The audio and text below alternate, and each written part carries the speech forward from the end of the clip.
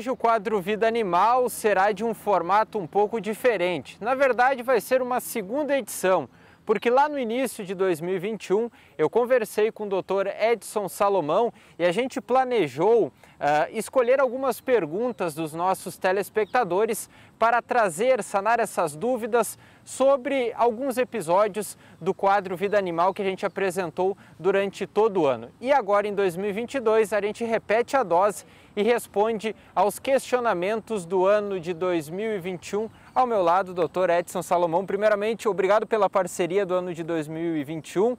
Vamos seguir em frente no ano de 2022 para a gente conseguir trazer bons conteúdos para o pessoal de casa, doutor. Se Deus quiser, e é uma honra para mim pertencer a esse grupo tão importante na nossa cidade, que presta um serviço maravilhoso de informação. Bom, vamos à primeira pergunta, é sobre o dócil ouriço cacheiro, doutora, a Maria das Dores Marques. Adorei o vídeo, muito lindo, sou mineira e sempre tivemos medo de ouriço, porque ele jogava espinhos nos cachorros. Existe isso daí, doutor? Em primeiro lugar, eu queria só relatar que tem muitas pessoas que fizeram perguntas sobre ouriços, mas existe uma crença de que o ouriço atira espinho, que ele lança aqueles espinhos longe. E não é assim pessoas mal informadas ou com pouca cultura. Mas muitas pessoas já com curso superior têm certeza e afirmam lá na minha clínica que viram o ouriço lançando o espinho como se fosse uma flecha. Mas isso não é verdade. O que acontece? O ouriço ele é protegido por uma camada de pelos que se transformaram através da queratina numa proteção para o seu corpo. Então são espinhos com fisgas por todo o corpo, ele só não tem na ponta da cauda e bem no meio assim, do corpo dele. O cachorro, que é o principal predador, vem correndo e abocanha, e é uma coisa muito triste, porque o animal fica com a boca cheia de espinho. Quando encontrarem um ouriço, não precisa matar, só se tiver algum cachorro, afaste o cachorro, chame alguém para que faça a captura e ele seja devolvido à natureza no lugar onde não ofereça risco. Doutor, o senhor se lembra dos patos violentos do quadro? Sim. Bom, a Rosiane Barbosa, ela tem um problema lá na casa dela. Oi, eu queria saber o que fazer. O pato não para de picar as minhas galinhas. Foram criados juntos, mas continua picando elas e chega até a arrancar as penas dessas galinhas. O que a Rosiane deve fazer, doutor? Simples. Não pode criar as duas espécies juntos. Tem espécies que, mesmo criadas desde pequenininho, são amigas, estão se alimentando no mesmo prato, no mesmo coxinho, tomando água junto, mas depois de uma certa idade, existe uma incompatibilidade entre elas. Então, eu acho que o melhor de tudo para preservar, porque a galinha está em desvantagem, a menorzinha, né? E a bicada pode produzir sérios ferimentos que pode levar essa ave à morte. Falando sobre o quadro Vida Animal do beija-flor, que ele tem um papel fundamental na natureza, uma dúvida do Binho Souza, doutor. Pode me falar qual alimentação que você comentou, mas não falou o nome? Achei um filhote na rua e estou dando néctar para ele. É a alimentação ideal, doutor? Esse alimento de néctar, mas a gente pode também fazer de emergência, até uma água com açúcar pode ajudar a salvar uma vida de um beija-flor.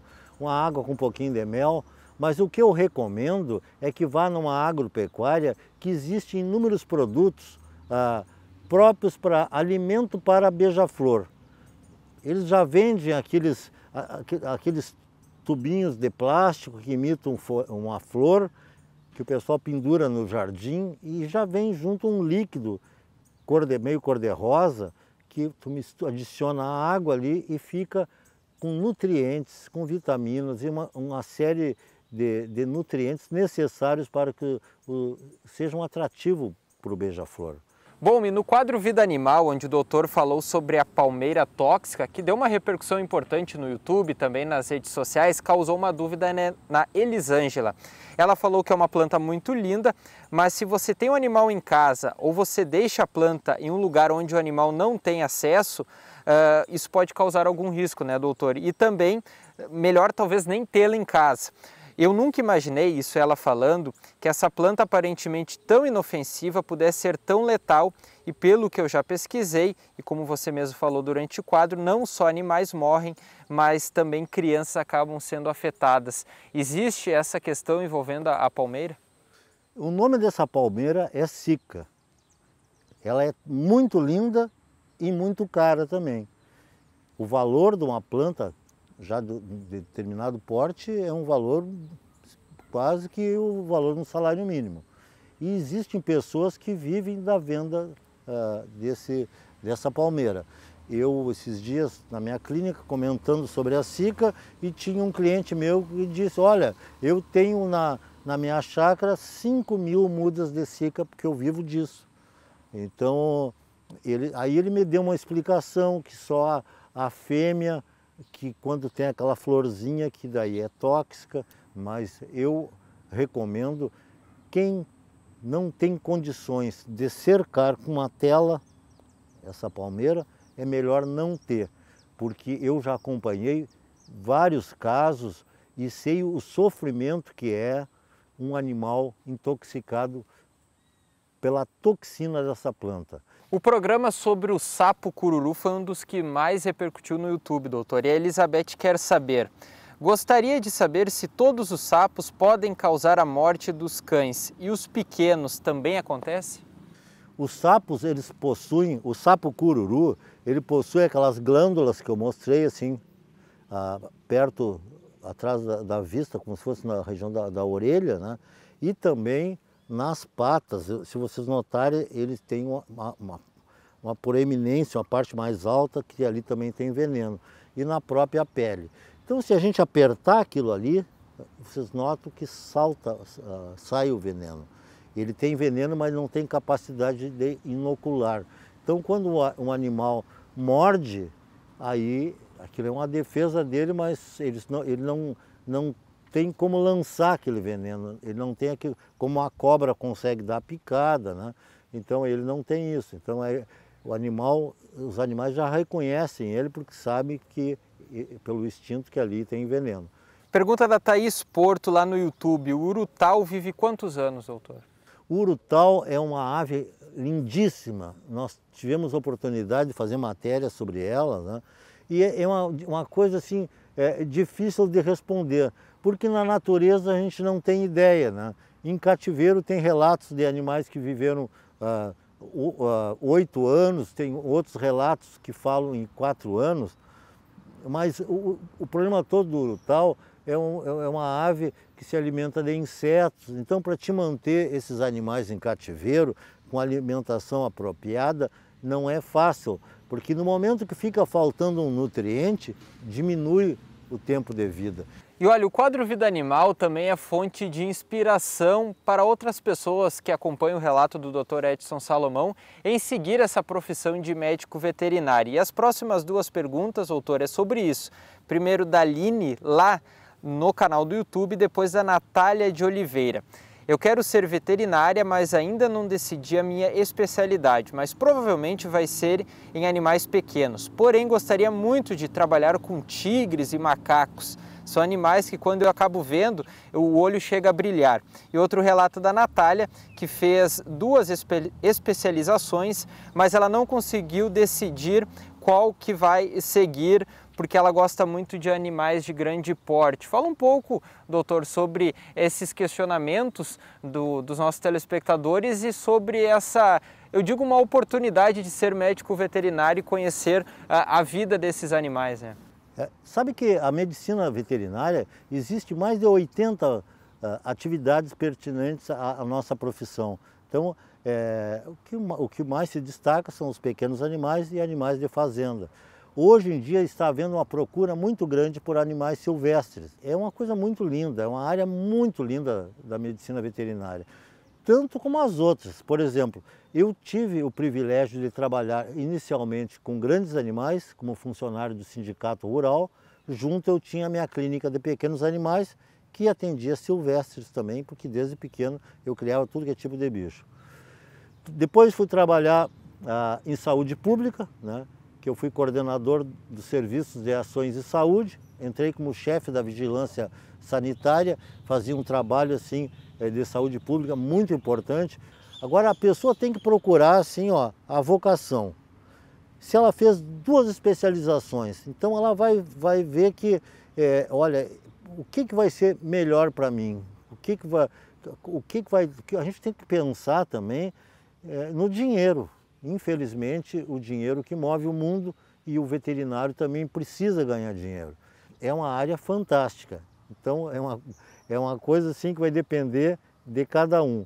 O que eu siga, o que o coração de vocês mandar, pensando também no lado financeiro. Bom, e para a gente encerrar esse Vida Animal todo especial, durante o ano de 2021, o Dr. Edson trouxe algumas lembranças, principalmente do tempo lá do passado, quando ele teve o prazer de conviver e criar um leão. O pessoal de todo o Brasil, o pessoal aqui de Cachoeira do Sul mais ou menos conhece, mas o pessoal de fora não sabe, mas o Dr. Edson já criou um leão dentro da sua casa, também teve um atendimento a uma chimpanzé, a Margaret.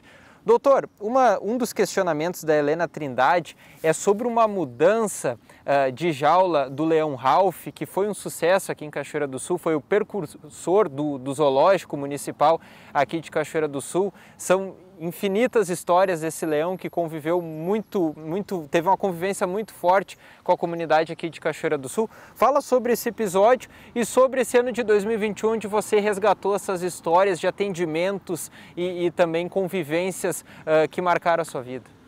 Sabe que o leão, ele marcou época em Cachoeira, porque as pessoas, num determinado horário, à tardinha e ao amanhecer, o Ralph ficava urrando e várias quadras do zoológico as pessoas, o Ralph, todo mundo já sabia aquele ruído que ele emitia, né? E era um animal muito manso, que eu criei ele desde pequeno, e naquela época era permitido porque não é da nossa fauna, né? E ele foi a princípio para um recinto, depois nós conseguimos uma fêmea, teve que ir para um recinto maior. O normal, se fosse um leão selvagem, seria colocar, como nós temos ali, uma jaulinha de ferro com rodas, e o leão entra ali, fecha e transporta até lá. Se tratando do Ralph, eu não duvido que tenha sido até uma criança, alguém brincando, puxando ele com uma cordinha. Bom, assim a gente encerra então o primeiro Vida Animal do ano de 2022, um Vida Animal todo especial com o Dr. Edson Salomão respondendo as perguntas dos nossos telespectadores. Doutor, obrigado, um feliz 2022, de muitos atendimentos e de boas histórias que possam ser compartilhadas com o pessoal de casa.